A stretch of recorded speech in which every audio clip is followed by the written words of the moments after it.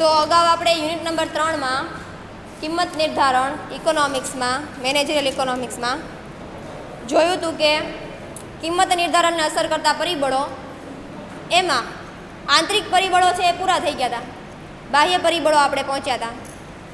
બરાબર. બાહ્ય પરિબળો એટલે કેવા પરિબળો કહેવાય? બાહ્ય પરિબળો એટલે કેવા પરિબળો?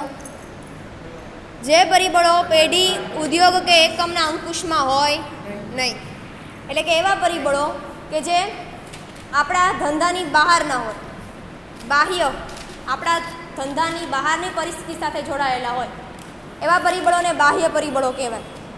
જેમાં પેઢીના માલિકનો, ઉત્પાદકનો કે એનો કોઈનો અંકુશ હોતો નથી.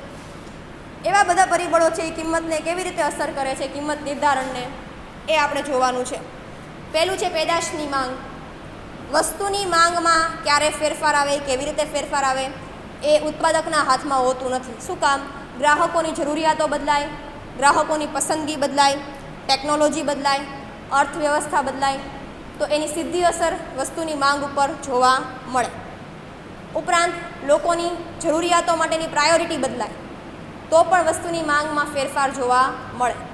એટલે કે માંગમાં ફેરફાર એવો ફેરફાર છે જેનો પેઢી ઉદ્યોગ કે એકમના કોઈ અંકુશ હોતો નથી. પેઢી ગમે ત્યારે ગમે એટલી વસ્તુનું ઉત્પાદન કર્યું હોય, ગ્રાહકોની જરૂરિયાતો બદલાય, ગ્રાહકોની પસંદગી બદલાય, ટેકનોલોજી બદલાય, અર્થવ્યવસ્થામાં ફેરફાર આવે, આવકમાં ફેરફાર આવે, તો એની સીધી અસર વસ્તુની માંગ ઉપર જોવા મળે.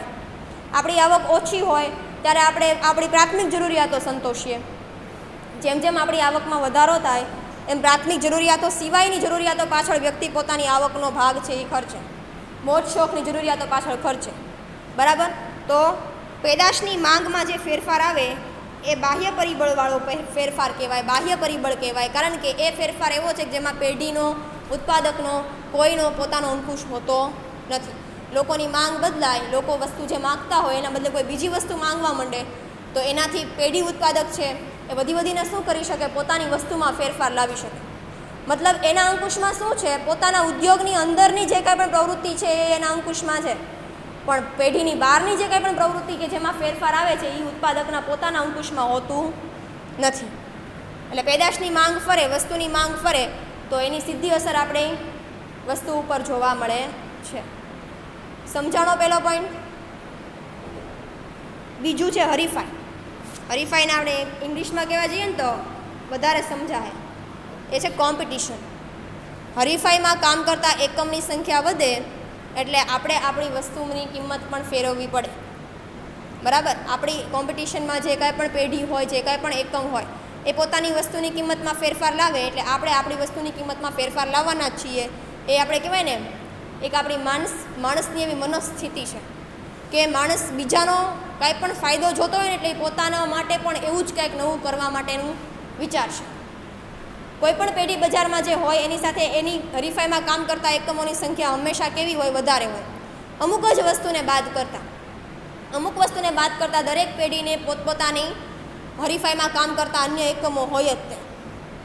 તો એ અન્ય એકમો જ્યારે પોતાની વસ્તુની કિંમતમાં ફેરફાર લાવે એટલે ઓટોમેટિક બીજા કંપની કે બીજી પેઢી પણ પોતાની વસ્તુની કિંમતમાં ફેરફાર લાવશે. બરાબર. એટલે હરીફાઈમાં કામ કરતા એકમો પણ વસ્તુની કિંમત નક્કી કરવામાં ખૂબ અગત્યનો ભાગ ભજવે. ફોર એક્ઝામ્પલ, કોઈ પણ તમારી સાથે હરીફાઈમાં કામ કરતું એકમ હોય, એ પોતાની વસ્તુમાં કાંઈક ફેરફાર લાવે, કાંઈક સારી એવી ક્વોલિટી આપે, કાંઈક નવું આપે ગ્રાહકોને, તો એ પ્રમાણે એ પોતાની વસ્તુની કિંમત પણ રાખશે. બરાબર. તો હરીફાઈમાં કામ કરતો એકમ છે એ પણ હંમેશા પોતાની કોમ્પિટિશનમાં જે પેઢી હોય, જે ઉત્પાદક હોય, એની જે વલણ ફરતું હોય, એની જે પરિસ્થિતિ ફરતી હોય એ પ્રમાણે આપણે પણ આપણી પરિસ્થિતિમાં ફેરફાર લાવશું. આપણે એન્ડ્રોઈડ ફોનની વાત કરીએ તો કોઈ પણ નવી સિસ્ટમ કોઈ પણ નવા ફોનમાં આવી હોય તો બીજી કંપની તરત અમુક સમય પછી તરત એવી પ્રકારની વસ્તુ છે એ બજારમાં લોન્ચ કરશે. બરાબર. શું કામ? તો કે હરીફાઈમાં ટકવું હોય તો તમારે ગ્રાહકોને કાંઈક ને કાંઈક દર વખતે નવું આપવું પડે, પછી એમાં વસ્તુની કિંમત પણ ફરી જ જાય. બરાબર. તો હરીફાઈ, કોમ્પિટિશન પણ વસ્તુની કિંમત માટેનું ખૂબ અગત્યનું પરિબળ છે. ત્રીજું, માલ સામગ્રી અને અન્ય વસ્તુની કિંમત. તમારા ઉત્પાદન સાથે જે કાંઈ પણ કાચો માલ છે એ બધી વસ્તુઓની કિંમતમાં ફેરફાર થાય તો ઓટોમેટિક તમારે તમારી વસ્તુની કિંમતમાં ફેરફાર લાવવો પડે. કાચો માલ, માલ સામગ્રી કે અન્ય વસ્તુ, ઉત્પાદન માટેના સાધનોની કિંમતમાં પણ ફેરફાર થાય, મશીનરીની કિંમતમાં ફેરફાર થાય તો તમે તમારી વસ્તુની કિંમતમાં ફેરફાર લાવશો. ફોર એક્ઝામ્પલ આપણે ઉદાહરણ લઈએ, કાપડનો ઉદ્યોગ, સુતરાઉ કાપડનો ઉદ્યોગ છે, એમાં જો કપાસ જે આપણે ખેતીમાંથી મળે, બરાબર, કપાસ છે એ આપણને ખેતીમાંથી ઉત્પાદન કરીએ અને એ ખેતીનું ઉત્પાદન આપણે આપણા કાચા માલ તરીકે સુતરાઉ કાપડના બનાવટમાં છે એ લેતા હોઈએ છીએ. તો કપાસની કિંમતમાં ફેરફાર થાય એટલે સુતરાઉ કાપડની કિંમતમાં પણ શું થાય? ફેરફાર થાય. કપાસ મોંઘું હોય, સસ્તું હોય, કાચા માલ તરીકે સુતરાઉ કાપડ માટે કપાસ જ જરૂરી છે. તો શું કહે છે કે માલ સામગ્રી અને અન્ય વસ્તુઓ, તમારા ઉત્પાદનની સાથે જે કાંઈ પણ કાચો માલ કે માલ સામગ્રી જોડાયેલી છે એની કિંમતમાં ફેરફાર થાય એટલે ઓટોમેટિક તમે તમારી વસ્તુની કિંમતમાં પણ ફેરફાર લાવશો. કાચો માલ આપણને મોંઘો પડતો એના કરતાં સસ્તું આપણે સુતરાઉ કાપડ વેચતા હોય તો આપણને નફો થાય કે ખોટ થાય? ખોટ થાય ને. આપણને કપાસ જ મોંઘું પડતું હોય અને કપાસ જેટલી કિંમતમાં આપણે ખરીદીએ છીએ એટલી કિંમતનું સુતરાઉ કાપડ બનાવીને આપણે વેચતા ન હોઈએ તો આપણને ખોટ જવાની. જે કાંઈ પણ કાચો માલ સામાન જે છે એની કિંમતમાં જે ફેરફાર થાય, એના પરિબળોમાં જે ફેરફાર આવે, એ જે સંપૂર્ણ તૈયાર વસ્તુ છે એની કિંમતમાં પણ ફેરફાર લાવશે. એટલે કાચા માલના કિંમતમાં કે માલ સામાનમાં ફેરફાર થાય એટલે તરત વસ્તુની કિંમતમાં ફેરફાર જોવા મળે. એટલે કે અન્ય માલ સામગ્રી કે અન્ય ચીજ વસ્તુઓના કિંમતમાં ફેરફાર થાય એના કારણે વસ્તુની કિંમતમાં પણ ફેરફાર આવી શકે છે. ગ્રાહક વર્તણૂક, ચોથો પોઈન્ટ, ગ્રાહક વર્તણૂક. ગ્રાહક વર્તણૂક એટલે શું? ગ્રાહકો જે પ્રમાણે વસ્તુની માંગ કરતા હોય એના વર્તનમાં ફેરફાર આવે એટલે ઓટોમેટિક તમારે તમારી વસ્તુની કિંમતમાં ફેરફાર લાવવો પડે. પહેલાંના સમયમાં આપણે બધી ટેકનોલોજીનો વપરાશ નહોતા કરતા. અત્યારે દરેક જગ્યાએ, દરેક વસ્તુઓમાં કાંઈક ને કાંઈક જગ્યાએ ટેકનોલોજી સમાયેલી હોય. ગ્રાહકની વસ્તુ વાપરવાની ટેવ બદલાણી, ગ્રાહકની પસંદગી બદલાણી તો એ પ્રમાણે વસ્તુની કિંમત પણ બદલાશે.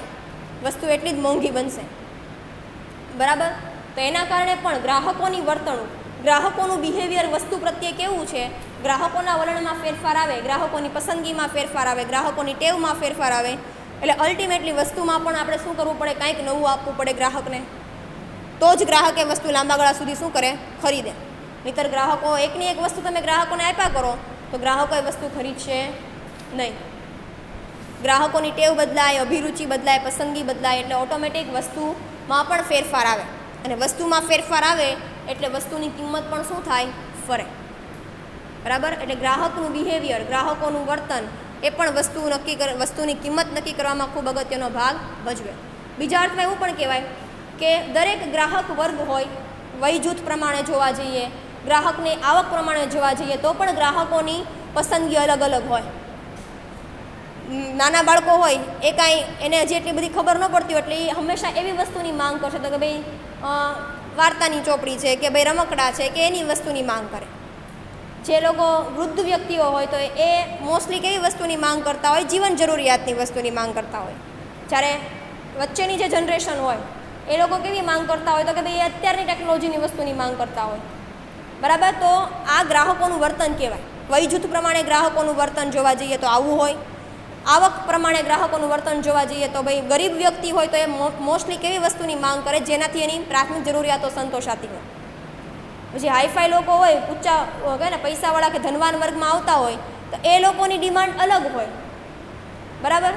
તો ગ્રાહકોની વર્તણૂક, ગ્રાહકોનું વર્તન ફરે, ગ્રાહકોનું બિહેવિયર ફરે, ગ્રાહકોની પસંદગી ફરે એમ વસ્તુમાં પણ કંઈક નવીનતા લાવવી પડે અને વસ્તુમાં નવીનતા લાવવું એટલે વસ્તુની કિંમત પણ કેવી થાય? ફરે. પાંચમું છે સરકારી નિયમો અને નિયંત્રણો, બરાબર. કે સરકારના નિયમો અને નિયંત્રણો પણ જરૂરી છે વસ્તુની કિંમત નક્કી કરવામાં માટે. ફોર એક્ઝામ્પલ આ તમાકુ છે, પછી દારૂ છે, આ બધી વસ્તુઓ ઉપર સરકાર ટેક્સ શું કામ વધારે લગાવે? લોકો માટે લોકોની લાઈફ માટે એ કેવા છે? જોખમકારક છે. લોકોના જીવન માટે એ જોખમકારક વસ્તુઓ છે એટલા માટે સરકારનો ટેક્સ પણ સૌથી વધારે એમાં હોય, બરાબર. અને એ બધી વસ્તુ એવી છે કે જેનું ઉત્પાદન તમે ખુલ્લેઆમ કરી શકતા નથી, સરકારની પરવાનગી જોઈએ. તમારે ખાસ કરીને ગુજરાતની વાત કરીએ તો ગુજરાતમાં દારૂબંધી છે, બરાબર. તમારે જો દારૂ વેચવો હોય તમારે સરકારની પહેલાં શું લેવી પડે? પરમિશન લેવી પડે, પછી તમે દારૂ વેચી શકો. તો અમુક વસ્તુના ઉત્પાદનમાં અમુક જગ્યાએ અમુક વસ્તુ માટે સરકારના નિયમો નિયંત્રણો પણ એટલા જ હોય. એ પ્રમાણે તમારે વસ્તુની કિંમત નક્કી કરવી પડે. ફોર એક્ઝામ્પલ આપણે ઉદાહરણ એમઆરપી એટલે શું? તો કે મેક્સિમમ વસ્તુ છે, વસ્તુની પ્રાઇસ. MRP લખી હોય એટલી જ વસ્તુ આપણે ગ્રાહક તરીકે વસ્તુની કિંમત આપણે ચૂકવતા હોઈએ. એનાથી વધારે જો તમારી પાસે કોઈ વસ્તુની કિંમત લે તો તમે શું કરી શકો? ફરિયાદ કરી શકો. સરકારના નિયંત્રણો અને નિયમો, કોઈપણ વસ્તુની કિંમત નક્કી કરવા માટે સરકારે પણ અમુક નિયમો અને નિયંત્રણો બનાવેલા છે વસ્તુ માટે. એનાથી વધારે તમે વસ્તુની કિંમત રાખી શકો નહીં. એનાથી વધારે જ્યારે વસ્તુની કિંમત વસૂલાતી હોય તો તમે કહેવાય ને ગ્રાહક સુરક્ષા અધિનિયમમાં ફરિયાદ પણ કરી શકો. કન્ઝ્યુમર પ્રોટેક્શન એક્ટ એના માટેનો છે, બરાબર. તો સરકારના નિયમો અને નિયંત્રણો, સરકાર કોઈપણ વસ્તુની કિંમત નક્કી કરવા માટે એક ચોક્કસ નિયમ બનાવે છે, નિયંત્રણો બનાવે છે કે જેના પાલનથી જ તમારે વસ્તુની કિંમત નક્કી કરવી પડે. તો એ સરકારના નિયમો નિયંત્રણોમાં ગમે ત્યારે ફેરફાર આવે એ કાંઈ પેઢીના અંકુશમાં હોતું નથી. સરકાર પોતાની પોલિસી ગમે ત્યારે બદલી નાખે. સરકારના હાથમાં છે એ બધું કાંઈ ઉત્પાદકના હાથમાં નથી. ફોર એક્ઝામ્પલ જીએસટી છે એ હમણાં વર્ષ 2014થી કે ક્યારથી આવ્યું? 17 કે 17થી આવ્યું. વર્ષ 2017થી જીએસટી આવ્યું કદાચ.